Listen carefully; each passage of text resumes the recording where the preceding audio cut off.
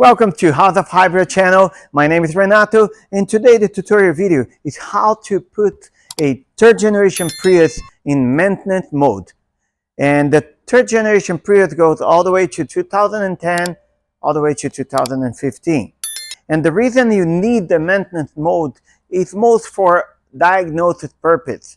Sometimes you need the gasoline engine on all the time in order to test for vacuum leaks, for misfire, for running leans, and etc. Okay, so I'm gonna teach you how. So follow me.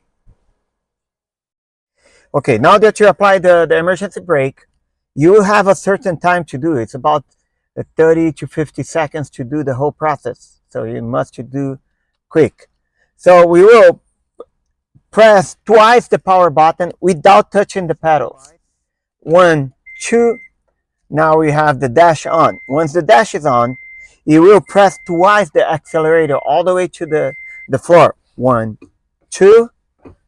Now you will press the brake and get the shifter and put in neutral.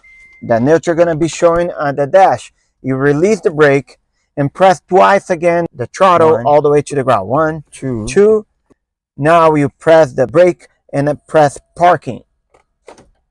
Once you press parking, you release the brake, press twice the accelerator. Now you're already gonna have a maintenance mode on the dash. Now you press the brake again and press the power button one time. And now the engine, the gasoline engine, is gonna be on all the time.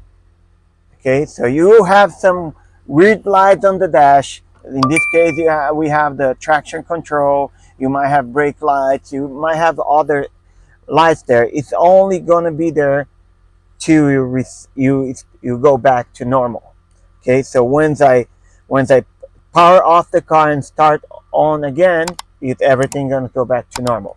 But now I have the engine on for as long as I want. Okay, thanks for watching, and I see you next video. Thank you.